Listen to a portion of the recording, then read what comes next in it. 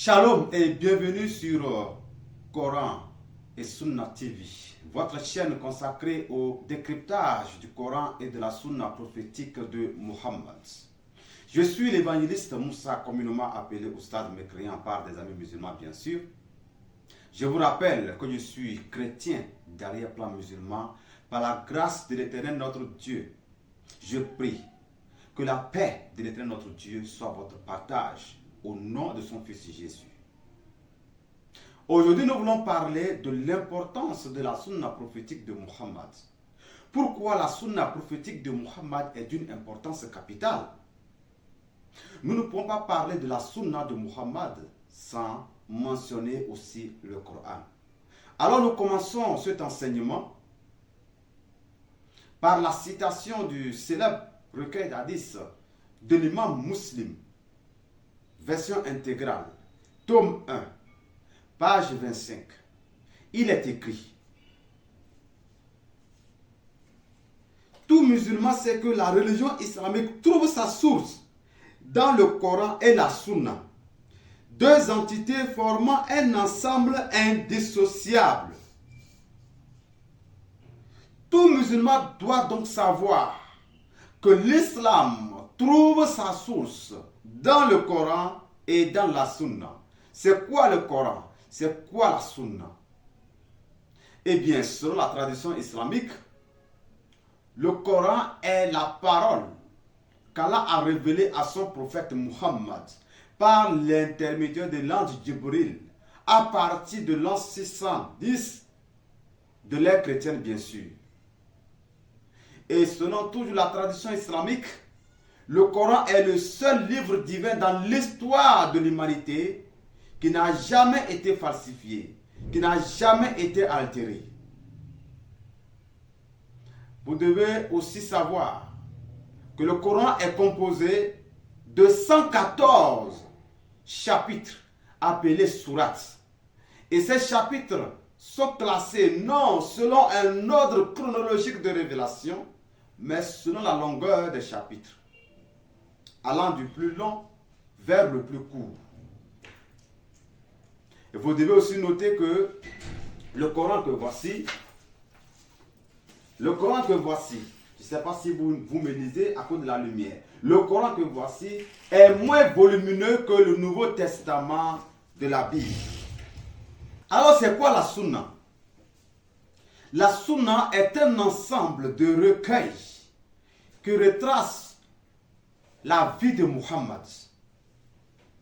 Je répète, retenez que la Sunna est un ensemble de recueils qui retrace le vécu de Muhammad. Muhammad, tout au long de sa vie, a enseigné. Il a fait en parole et en action. Je dis bien, Muhammad, tout au long de sa vie, a enseigné. Il a fait en parole et en action. Ce qui a complété de façon pratique la doctrine, le dogme révélé dans le Coran. C'est ça qu'on appelle la Sunna. Donc, retenez que la Sunna est un ensemble de recueils qui retrace le vécu de Muhammad. Pourquoi? Parce que Muhammad, tout au long de sa vie, a enseigné. Il a enseigné en parole et en action. Ce qui a complété de façon pratique la doctrine révélée dans le Coran. C'est ça la Sunna. Alors pourquoi la Sunna prophétique de Muhammad et le Coran sont deux entités indissociables, comme nous l'a dit l'imam Muslim dans son recueil d'hadith à la page 25 que nous venons de lire. En effet, les compagnons de Muhammad mémorisaient non seulement les versets coraniques que Muhammad les transmettait, mais ils mémorisaient également la Sunna. J'ai dit, non seulement les compagnons de Muhammad mémorisaient les versets coraniques que Muhammad les transmettait, ils mémorisaient également la Sunna. Autrement dit, les compagnons de Muhammad mémorisaient non seulement les versets coraniques, mais mémorisaient également ses gestes, ses paroles, ses habitudes et tout ce qui touchait de près ou de loin sa personnalité. Quelle réaction Muhammad a eu face à telle situation? Les compagnons de Muhammad les mémorisaient. Donc ils mémorisaient non seulement le Coran, c'est-à-dire les versets du Coran, mais ils mémorisaient également les habitudes de Muhammad, ses réactions face à une telle situation. Les compagnons de Muhammad les mémorisaient. Pourquoi les compagnons de Muhammad devaient mémoriser non seulement le Coran et la Sunna?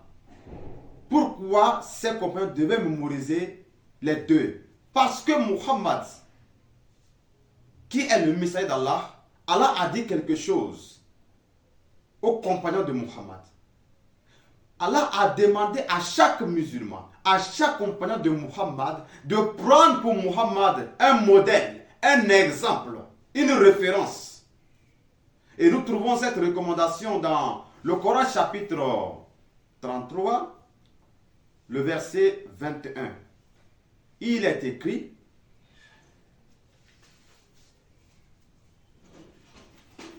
en effet, vous avez dans le message d'Allah un excellent modèle à suivre pour quiconque espère en Allah et au jour dernier et invoque Allah fréquemment.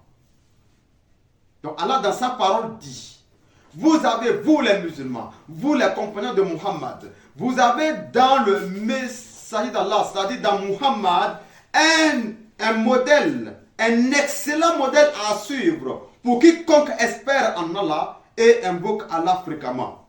Allah va renchérir cette recommandation au chapitre 4, le verset 80. Il va dire ceci: il est écrit, nous lisons: quiconque obéit au messager obéit certainement à Allah. Quiconque obéit au messager obéit certainement à Allah. S'il est évident que la volonté d'Allah se trouve dans le Coran, à quoi faut-il se référer pour obéir à Muhammad? Parce qu'Allah dit: quiconque obéit à Muhammad obéit à Allah. Donc quiconque obéit à Muhammad obéit à Allah lui. Nous savons que la volonté d'Allah est dans le Coran. Les recommandations d'Allah sont dans le Coran. Alors, la question qu'on se pose: à quoi faut-il se référer pour obéir à Muhammad? Si il faut obéir les deux à la fois. Parce que Allah dit: celui qui obéit Muhammad obéit certainement à lui, Allah. Et selon ce que l'islam dit, selon la tradition islamique, il n'y a aucune parole de Muhammad dans le Coran. Tout ce qui est écrit dans le Coran, ce sont les dires d'Allah. Et Allah recommande à tout musulman de prendre pour modèle, de prendre pour exemple, de prendre pour référence Muhammad. Alors, si nous savons que la volonté d'Allah est dans le Coran, je réitère ma question. À quoi faut-il se référer pour obéir à Muhammad? Parce que les paroles de Muhammad ne se trouvent nulle part dans le Coran, selon la tradition islamique bien sûr. Nous voulons vous dire que le modèle du prophète Muhammad ne se trouve que dans la Sunna. Nous répétons, le modèle de Muhammad ne se retrouve nulle part que dans sa Sunna.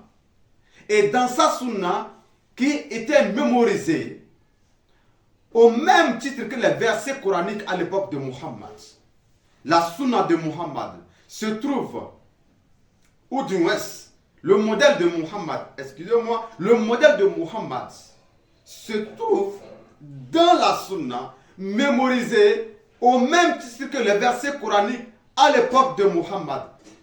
Je dis bien, la Sunna était mémorisée au même titre que les versets du Coran à l'époque de Muhammad. Je vous donne, n'est-ce pas, la référence de ce que j'avance. Dans Sahih Muslim, Hadith 20, rapporté par Ibn Abbas. En effet, nous mémorisons des hadiths et ils étaient pris sur l'autorité du message d'Allah, paix et bénédiction d'Allah sur lui. Mais si vous prenez chaque récit difficile ou docile, alors vous êtes loin de la droiture. Rapporté par Ibn Abbas. Ibn Abbas dit: en effet, nous mémorisions des hadiths. Et ces hadiths étaient pris sur l'autorité du messager d'Allah. C'est-à-dire quoi? Ces hadiths, Nous regardons le prophète, nous regardons ses actions, nous regardons ses réactions, nous regardons ses gestes et nous mémorisons tout cela. Et ces paroles étaient également mémorisées. Il dit, nous prenons ces hadiths sur l'autorité du message d'Allah. Et ailleurs, toujours dans Sahih Muslim, hadith 143, nous lisons ceci. Sahih Muslim, hadith 143, nous lisons. Hudayfa a rapporté, le messager d'Allah nous a narré deux récits. J'ai vu l'un cristallisé dans la réalité et j'attends l'autre. Il nous a dit, la confiance est descendue au plus profond des cœurs des gens. Puis le Coran a été révélé et ils ont appris le Coran aussi bien que la Sunna. Sahih Muslim, hadith 143. L'hadith est rapporté par Hudayfa. Hudayfa nous rapporte un récit du prophète Muhammad. Il dit, le Coran a été révélé. Les gens ont appris le Coran. Et ils ont appris le Coran aussi bien que la Sunna. Alors vous comprenez avec moi, rapporté par Ibn Abbas et Hudayfa, que les hadiths étaient mémorisés. Et Ibn Abbas nous dit que les hadiths étaient mémorisés. Et ces hadiths étaient pris sur l'autorité du prophète Muhammad. Et ce qui est rapporté par Hudayfa, le prophète les a narré deux récits. Il a dit le Coran est descendu. Les gens ont appris le Coran. Ils ont également appris la Sunna. Alors vous devez noter que le Coran et la Sunna étaient mémorisés à l'époque de Muhammad. Le Coran et la Sunna, je répète, étaient mémorisés à l'époque de Muhammad. Et vous devez aussi savoir quelque chose. Que ni le Coran, ni la Sunna n'a pas été compilé du vivant de Muhammad. Qu'est-ce que je veux dire par là? Ni le Coran, ni la Sunna n'a pas été rassemblé du vivant de Muhammad. Tout cela a été fait après sa mort. Il n'y a pas un musulman sur cette terre qui va me dire le contraire. Je dis bien, ni le Coran, ni la Sunna de Muhammad n'a été compilé du vivant de Muhammad. Mais tout cela a été fait après sa mort. Pourquoi j'attire l'attention de vous, mes frères musulmans, mes sœurs musulmanes, sur ça? En réalité, les versets coraniques étaient mémorisés au même titre que la sunna prophétique de Muhammad. Et Allah demande aux musulmans de prendre pour modèle Muhammad. Or, nous savons très bien selon la tradition islamique que les paroles de Muhammad ne se trouvent point dans le Coran. Alors, d'où sont mentionnées les paroles de Muhammad? C'est dans la Sunna. Et où trouve-t-on maintenant la Sunna? Eh bien, la Sunna est principalement consignée dans les recueils d'Hadith et dans la Sira Rasulullah. Je dis bien, la Sunna est principalement consignée dans les recueils d'Hadith et dans la Sira Rasulullah. Pour vous dire qu'il y a d'autres sources. Mais principalement, la Sunna est consignée dans les recueils d'Hadith et dans la Sira Rasulullah.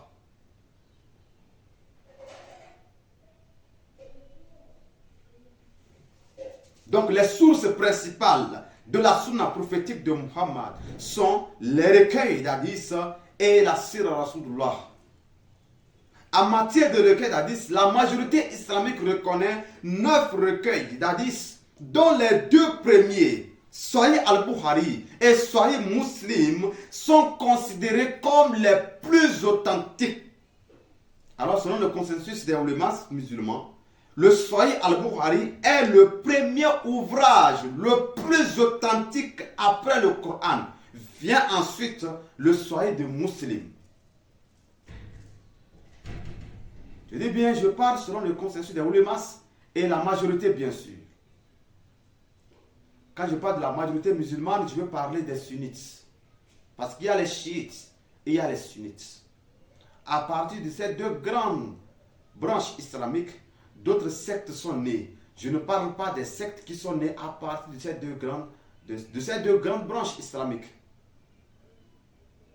Donc ici, je parle de la majorité. La majorité islamique, la majorité de la communauté islamique reconnaît 9 recueils d'hadith.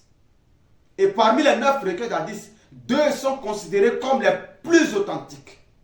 Et le premier ouvrage, je parle en matière de recueil d'hadiths, le premier ouvrage d'hadiths est celui de l'imam Bukhari. Ça, tout juste après le Coran, c'est le recueil d'hadiths de l'imam Bukhari qui suit. Donc les hadiths sont une composante de la sunna. La sira est une composante de la sunna. Et la sunna, l'imam Muslim dans son recueil nous a dit que tout musulman doit savoir que la religion islamique trouve sa source dans le Coran et dans la sunna. Et nous avons posé la question de savoir où trouve-t-on la sunna. La sunna, c'est un ensemble de recueils. Et ces recueils, c'est ça que nous sommes en train de vous citer. Il y a les recueils d'hadiths, il y a la sira Rasulullah, il y a d'autres recueils. Mais les principales sources ou les principaux recueils de la sunna sont les hadiths et la sira Rasulullah. Et en matière de hadiths, le premier recueil d'hadiths reconnu par la communauté islamique, la majorité, le premier recueil d'hadiths après le Coran, c'est Sahih al-Bukhari. Vient ensuite Sahih Muslim. Les deux sont considérés comme les plus authentiques dans les 9 recueils reconnus par la communauté islamique. Alors je vous cite ces 9 recueils reconnus par la communauté islamique selon le degré d'authenticité. Je vous donne la liste de ces recueils d'hadiths selon leur degré d'authenticité. Nous avons Sahih al-Bukhari, Sahih Muslim, la Sunna d'Ibn Majah, la Sunna d'Abu Daoud, la Sunna de Tirmidhi, la Sunna de Nasaï, le Musnad d'Al-Darimi, le Musnad d'Ahmad et le Muwatta de l'imam Malik. Voici les 9 recueils d'hadiths que la communauté islamique, la majorité bien sûr, reconnaît. Je ne parle pas de la minorité, les chiites et les autres sectes qui sont sortis de ces branches. Je parle bien sûr de la majorité. Je vais mentionner les sunnites. Je voulais vous mettre en garde contre les innovateurs dans la science des hadiths. Nous savons que l'imam Bukhari est né en 810, Muslim vers 820, donc pratiquement de la même époque et proche de Muhammad. Mais il y a un certain nombre d'innovateurs de notre ère, de notre époque, qui ont introduit une nouvelle science, disant qu'il faut laisser tomber certains hadiths, même dites sahih, c'est-à-dire authentiques. Ce sont des innovateurs. Et ce sont des mécréants. C'est eux, en fait, des vrais mécréants. Ne les considérez pas. Ces gens sont des innovateurs. Tout innovateur a déjà sa place en enfer. Il est évident que tout musulman a déjà sa place en enfer. Nous allons y revenir par la grâce de Dieu. Mais pour ce qui est de l'innovateur, il a déjà sa place garantie dans le feu de l'enfer. Et il ne sortira point le jour de la résurrection. Et le prophète, dans un récit rapporté par l'un de ses compagnons, nous dit ceci. Sunna ibn Majah, hadith 49. Il a été rapporté que Hudayfa a dit, le messager d'Allah a dit, Allah n'acceptera aucun jeûne, prière, charité, hajj, umrah, djihad ou toute autre action obligatoire ou volontaire de la part d'une personne qui suit l'innovation. Il sort de l'islam comme un cheveu arraché à la patte. Allah n'acceptera aucun jeûne, aucune prière, aucune charité, aucun hajj, aucune umrah, ni djihad. Quand on parle de umrah, c'est le petit pèlerinage. Donc Allah n'acceptera aucun pèlerinage, ni petit pèlerinage, de quiconque suit l'innovation. Or, aujourd'hui, il y a des personnes appelées des coranistes. Ils rejettent la sunna du prophète et ils s'en tiennent seulement au Coran. Ce sont des innovateurs. Il y a des gens qui font le tri des hadiths sous prétexte que même un hadith qui est sorti de Bukhari n'est pas peut être faux. Ce sont des innovateurs.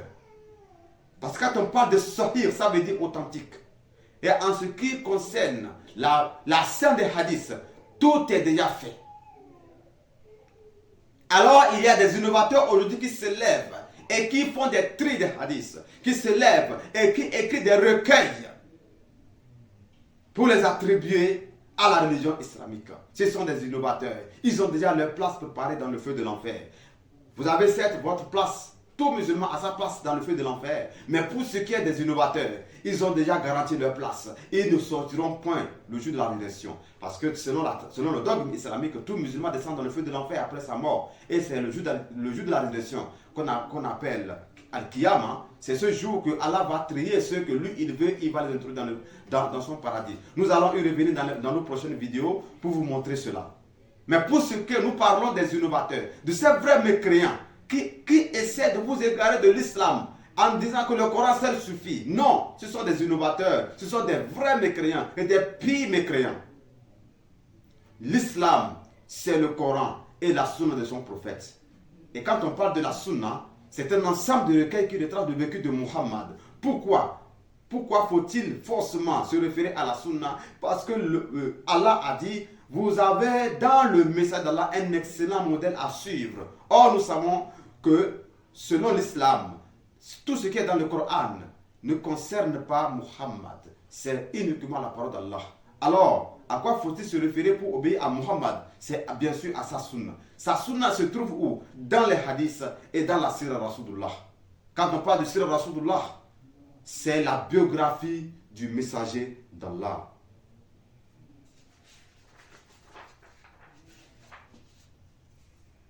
La sira Rasulullah, comme je vous le disais tantôt, est la biographie du messager d'Allah. C'est la deuxième source principale, n'est-ce pas, de la sunna prophétique de Muhammad. La première biographie a été écrite par Ibn Ishaq. Mais son travail nous a été connu par Ibn Hisham. Faites la différence. Je dis bien, la Sira Rasulullah, c'est la biographie du messager d'Allah. La première biographie du messager d'Allah a été écrite par Ibn Ishaq. Mais son travail a été connu d'Ibn Hisham. Et les autres se sont inspirés de la biographie de Ibn Hisham pour écrire les leurs. Ce que vous devez noter. Nous allons aussi vous donner une source, n'est-ce pas, qui est directement liée aux hadiths. Pourquoi nous le disons? L'autre source nécessaire de la sunna, qui est directement liée aux hadiths, ce sont les tafsirs. Quand on parle de tafsir, tafsir signifie exégèse ou commentaire. Les exégètes se sont inspirés des hadiths pour restituer, n'est-ce pas, le contexte historique de chaque verset coranique. Donc, ils ont interprété chaque verset coranique et ils sont simplement inspirés des recueils d'hadiths authentiques, bien sûr, pour faire ce qu'on appelle tafsir. Et en matière de tafsir, les tafsirs les plus utilisés, les plus connus, n'est-ce pas? Je vais vous citer les tafsirs les plus connus. Premièrement, il y a le tafsir de Abu Ja'far al-Tabari Ibn Jarir. Ensuite, le tafsir de Ibn Kassir. Le tafsir de Ibn Taymiyyah. Le tafsir de Al-Qurtubi. Le tafsir de Jalalain. Le tafsir de Zamaskari. Le tafsir de Badawi. Et ainsi de suite. La raison pour laquelle on ne peut pas dissocier le Coran de la Sunna, c'est que les deux se complètent. Alors tout musulman qui se permet de dire le Coran seul suffit, il est un mécréant. Tout musulman qui se permet de dire le Coran seul suffit pour pratiquer l'islam, il a déjà quitté l'islam. Tout musulman qui se permet de dire que dans les hadiths, il faut faire encore le tri, oui, il a déjà quitté l'islam. Parce que ce tri a déjà été fait. Nous allons revenir pour vous enseigner comment est-ce que Buhari a fait son travail. Comment est-ce que Muslim a fait son travail et pourquoi les deux sont considérés comme les sahih, ça veut dire authentique. Et tout musulman qui sort de là, il est simplement un mécréant. Il est simplement celui qui a quitté l'islam comme un cheveu arraché de sa patte, nous dit le prophète Muhammad. Alors si vous rejetez la sunna, si vous rejetez les hadiths, chers musulmans, vous qui rejetez les hadiths, vous qui rejetez la sunna, si vous rejetez la sunna du prophète, vous devez donc rejeter l'appel à la prière. Vous devez donc rejeter la pratique de la lapidation de Satan à la Mecque. Vous devez rejeter beaucoup de choses. Et il ne vous reste qu'à rejeter l'islam et à embrasser le chemin de la vérité. Parce que quoi? Ce n'est écrit explicitement nulle part dans le Coran comment il faut faire appel à la prière. Ce n'est dans la sunna de Muhammad. C'est dans la sira Rasulullah. Nous allons revenir pour vous donner la référence, n'est-ce pas? Ce n'est écrit nulle part comment il faut faire appel à la prière. Alors si vous rejetez la sunna, vous devez donc rejeter l'appel à la prière. Cette révélation qu'il a eue, et c'est écrit où? C'est dans la sunna. Vous faites le hajj et arrivez là-bas, vous lapidez Satan avec des pierres. C'est écrit où dans le Coran? C'est dans la sunna. Vous faites ablution, vous mettez de l'eau dans les narines, dans les oreilles. Pourquoi vous le faites? C'est écrit où? C'est dans la sunna. Alors si vous rejetez la sunna, vous devez rejeter ces pratiques islamiques. Et il ne vous reste qu'à rejeter l'islam d'emblée. Il ne vous reste qu'à rejeter le Coran. Alors en attendant, nous prions que le Tout-Puissant vous bénisse. Nous prions que le Seigneur notre Dieu vous ouvre davantage les yeux afin que vous puissiez saisir la voie qui mène directement au ciel. Nous vous retrouvons le week-end prochain. Soyez connectés pour ne pas rater un autre enseignement par la grâce de notre Seigneur. Partagez, likez, ça va instruire quelqu'un d'autre. Que le Seigneur vous bénisse.